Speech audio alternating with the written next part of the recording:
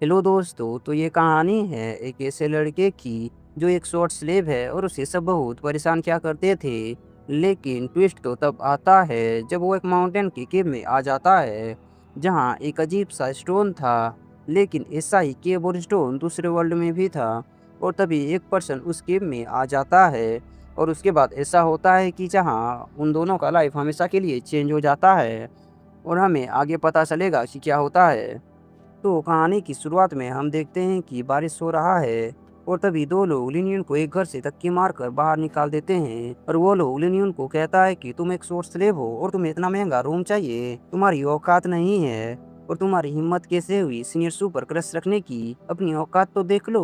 वो दोनों घर के अंदर चल जाते हैं। तभी एक नैरेटिव वॉइस कहता है, जुआन हुआन वर्ल्ड में सबसे ज्यादा इम्पोर्टेंट है पावर। अगर पावर नहीं तो आपको एक स्लेव की जिंदगी जीना पड़ेगा।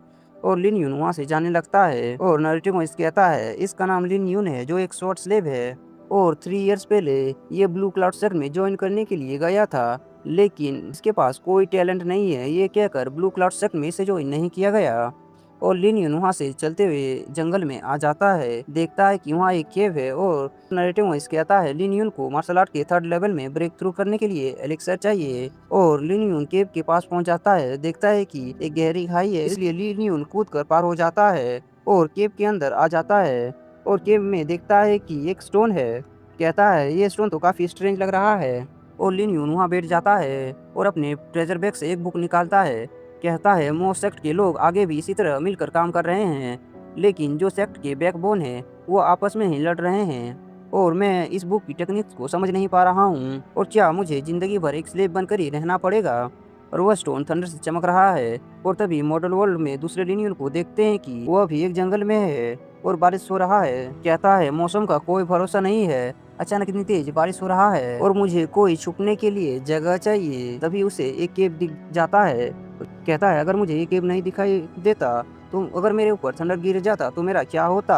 और लिन केव की तरफ जाने लगता है, देखता है कि ये गहरी खाई है, इसलिए वो भी कूद कर पार हो जाता है और केव के अंदर आ जाता है। वो बैठ जाता है। तभी लिन के फोन में कोई मैसेज करता है और कहता है तुम तो हमारे सबसे खास बंदे हो और 2 दिन में टेस्ट होने वाला है, इसलिए तुम गायब मत हो जाना। तभी लिन मैसेज करता है और कहता है मैं 2 दिन में आ जाऊंगा और मुझे टेस्ट की डिटेल्स भेज दो। तभी लिनी उनके फ़ोन में नेटवर्क नहीं आ रहा है।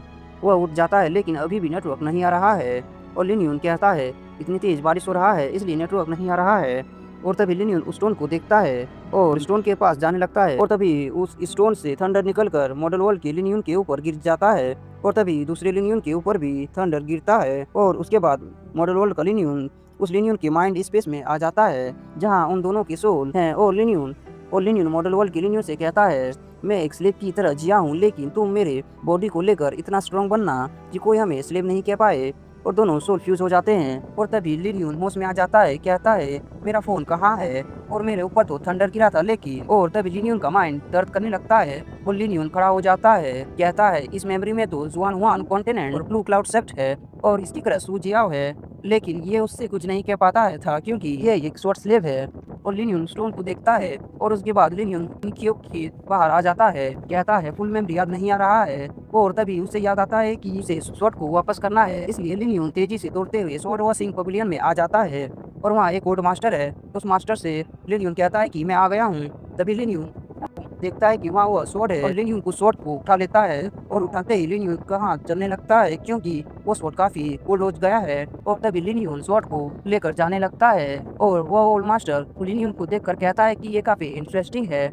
और लिनियन वहाँ से दौड़ते हुए जाने लगता है और सेक्ट के पास पहुंच जाता है और सेक्ट के गेट खोलता है। और तभी वो जूनियर सूजियाओ से कहता है कि ये आ गया है। तभी लिनियन कूद कर सेक्ट के अंदर आ जाता है और कहता है वेट करने के लिए सॉरी और ये आपकी स्वॉर्ड। और तभी एक जूनियर लिनियन को कहता है कि साले तुम्हारी इतनी हिम्मत, सीनियर सू जियाओ और सीनियर वांग को वेट करवाया। और वो जूनियर लिनियन को धक्का दे देता है और लिनियन सू जियाओ के सामने घुटने पर आ जाता है। और वो जूनियर लिनियन पर हाथ उठाने के लिए हाथ ऊपर करता है, लेकिन सू जियाओ उस जूनियर को रोक लेती है और लिनियन की तरफ देखती है। और लिनियन उससे देख कर कहता है ये तो बहुत ही खूबसूरत है। और तभी वो जूनियर अपने पैर से लिनियन को धक्का दे देता है और लिनियन सू जियाओ के पैर के सामने गिर जाता है। और वो जूनियर कहता है जल्दी से सीनियर सुजियाओ की स्वॉर्ड दे दो क्योंकि सीनियर सुजियाओ अपनी स्वॉर्ड को टेस्ट करना चाहती है और लिन बहुत ज़्यादा गुस्सा हो जाता है और सोचता है कि मेरी बॉडी कंट्रोल में नहीं है और लिन स्वॉर्ड को सुजियाओ को दे देता है और सुजियाओ स्वॉर्ड को ले लेती है और वहाँ से जाने लगती है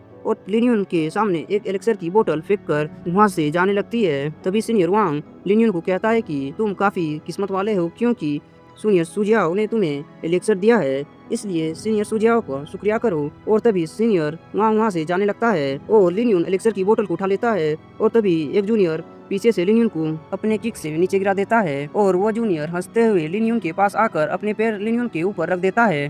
कहता है सीनियर सुजियाओ यहाँ पर थी इसलिए मैं तुम्हें कुछ नहीं किया, लेकिन अब तुम कैसे बचोगे? और तभी लिन कहता है तुम्हारी इतनी हिम्मत, अपने ग्रैंडपा को बुली करोगे? और लिन पीछे आकर उस जूनियर पर अटैक करने लगता है और लिन उस जूनियर को अपने किक से पीछे फेंक देता है और वो जूनियर गुस्सा हो जाता है और लिन उस जूनियर से कहता है तुम मेरी बॉडी पर छोटा सा खरोच भी नहीं कर पाओगे। और लिन वहाँ से जाने लगता है। तभी वो जूनियर लिन को खत्म करने के लिए लिन के पास जाकर फाइट करने लगता है और वो जूनियर लिन को पीछे हटा देता है और वो जूनियर कहता है और क्या तुम थोड़े से पावरफुल बन गए हो तो क्या मुझे हरा पाओगे? और वो दोनों फिर से फाइट करने लगते हैं और वो जूनियर लिन को पीछे फेंक देता है और वो जूनियर फिर से लिन पर अटैक करने के लिए हवा में जंप करता है और लिन पर पंच करे। तभी लिन अपने किक से उसे हवा में फेंक देता है और उसके पास जाकर अपने पंच से जमीन पर पटक देता है और वो जूनियर घायल हो जाता है और कहता है एक स्लेव मुझे कैसे हरा सकता है?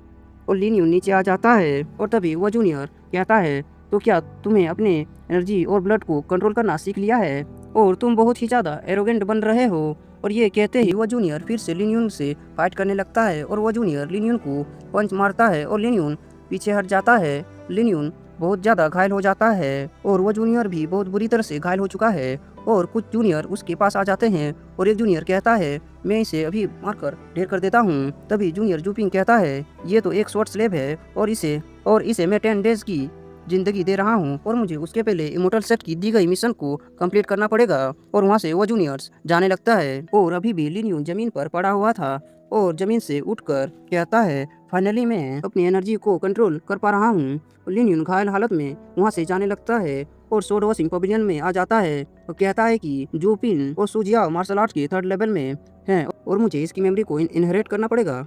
उससे पहले मुझे मार्शल आर्ट के 3rd लेवल में ब्रेक थ्रू करना पड़ेगा और मुझे ब्रेक थ्रू करने के लिए आउटर सेक्ट में ज्वाइन करना पड़ेगा। तभी लिन के माइंड में पेन होने लगता है। लिन स्पेस में आ जाता है, कहता है ये क्या है? और तभी लिन की मेमोरी से उसे दिखने लगती है और वह सभी दूसरे लिन की सोल में बदल जाता है और मॉडल वर्ल्ड का लिन कहता है जो मैंने तुमसे प्रॉमिस किया है मैं उसे पूरा करूंगा। और वो सोल मॉडल वर्ल्ड के लिन के अंदर आ जाते हैं और लिन की बॉडी चमकने लगती है। उसके बाद लिन के माइंड स्पेस से बाहर आ जाता है। लिन कहता है जो मैंने वर्ल्ड से देखा है वो सही मैंने नोबल में पढ़ा है और मैं ताकामाची के 3rd लेवल में पहुंच चुका हूँ और अब मैं एक शॉर्ट स्लेव की तरह नहीं जीऊंगा। और कहता है मास्टर होंग ने मुझे इतने सालों से मेरा केयर किया है।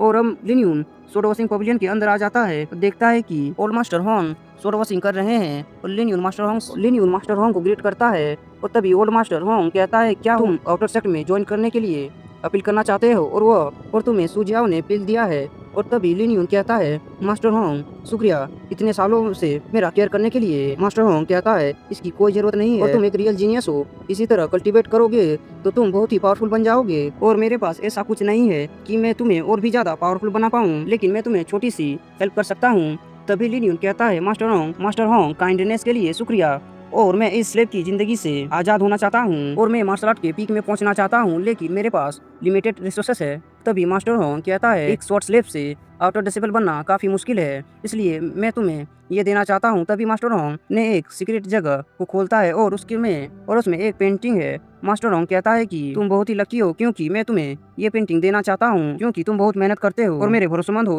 लिन को पेंटिंग दे देता है। तभी लिन कहता है कि ये पेंटिंग बहुत ही प्रीशियस है, इसलिए इसके बदले मैं आपको कुछ नहीं दे सकता हूँ, इसलिए मैं ये पेंटिंग नहीं ले सकता हूँ। मास्टर होंग कहता है कि मैं एक यूजलेस पर्सन हूँ, इसलिए मैं इस मिस्ट्री को अंडरस्टैंडिंग नहीं कर सकता हूँ, इसलिए मैं तुम्हें ये देना चाहता हूँ। शायद तुम इस मिस्ट्री को अंडरस्टैंडिंग कर पाओ और मैं कुछ दिन ही जिंदा रहूंगा क्योंकि मेरी बॉडी एलोअर्थ में बदल रही है और ये मेरे ओल्ड फ्रेंड ने दिया था, इसलिए और मैं अब उसके पास जाने वाला हूँ। ये सब सुनते ही लिन उस पेंटिंग को ले लेता है और मास्टर होंग फिर से कहता है लिन कभी यहाँ पर वापस मत आना। लिन घुटने पर आ जाता है और उसके बाद लिनियन एक जंगल में आ जाता है। उस पेंटिंग को देखने लगता है कि उस पेंटिंग में एक टाइगर है और तभी वो टाइगर पेंटिंग से निकलने लगता है और इसी के साथ एपिसोड खत्म हो जाता है।